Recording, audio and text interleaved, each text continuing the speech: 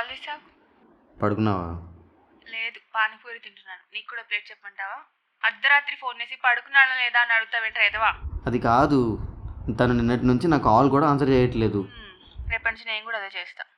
నాకేం చేయాలో కూడా అర్థం కావట్లేదు. ఒరే, నువ్వు తిట్టావని మీ ఆవిడ ఏడ్చింది.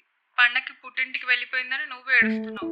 కానీ ఏ సంబంధం లేని నన్ను మా ఆయన్ని ఎందుకు అర్ధరాత్రి కూడా ఫోన్ చేసి ఏడిపిస్తున్నావు? నువ్వు ఒకసారి మాట్లాడొచ్చుగా.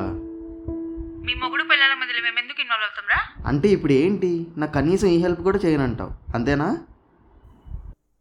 అబ్బా, ఊర్లో ఉన్న పిల్లం పంచాయతీలు అన్నీ ఇక్కడే ఉన్నాయి. బాబు, నువ్వు మరీ ఓవర్ రియాక్ట్ అవుతున్నావు. తను వెళ్లే ముందు మీరు గొడవ పడ్డారు, అందుకే తను అలిగింది. ఇంటి నుంచి వచ్చాక మాట్లాడుతుందిలే, నువ్వేం టెన్షన్ పడకు. ఏంటి ఒకరి మాట వినిపిస్తుంది? ఎవరితో మాట్లాడుతున్నాడు వీడు? ఓ, ఫోన్లో మాట్లాడుతున్నాడా? కాస్త స్పీకర్ పెడితే బాగుండు, సగం సగం అర్థం అవుతుంది. అక్కడ ఏదో అసలు నేనేమన్నా? మీ ఫ్యామిలీ ఫంక్షన్కి వచ్చి నేనేం చేస్తా? నాకు ఆఫీస్లో ఇంపార్టెంట్ పని ఉంది, నువ్వు ఒక్కదానివే వెళ్ళు అని అన్నా. అక్కడే అమ్మదే అమ్మ, చైన్ ఇక్కడే ఉందా? ఓషో, అసలు నీకు చిన్నప్పటి నుంచి చెప్పేవారు లేక ఇలా తయారయ్యావరా? ఎవరైనా అలా అంటారా? అసలు ఇప్పుడు నేనేం చేయాలి?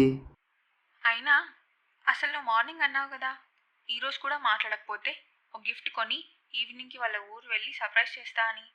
మళ్ళీ ఏం చేయాలని అడుగుతావేంటి? అంటే ఈవినింగ్ చిన్న పని పడింది, వెళ్ళడం కుదరలేదు, అందుకే ఇంకేదైనా ఆల్టర్నేట్ చెప్తావేమో అని అడిగా. ఒరేయ్, మావి లేకపోతే ఉండలేను అని ఫోన్ చేసి నన్ను చంపడం కాదు, అది తనకు అర్థమయ్యేలా చూపించు. పక్కన ఉన్నప్పుడు పట్టించుకోరు కానీ పుట్టింటికి వెళ్ళిందని ఏడుస్తున్నాడు. ఫోన్ పెట్టేసి బయలుదేరు నువ్వు.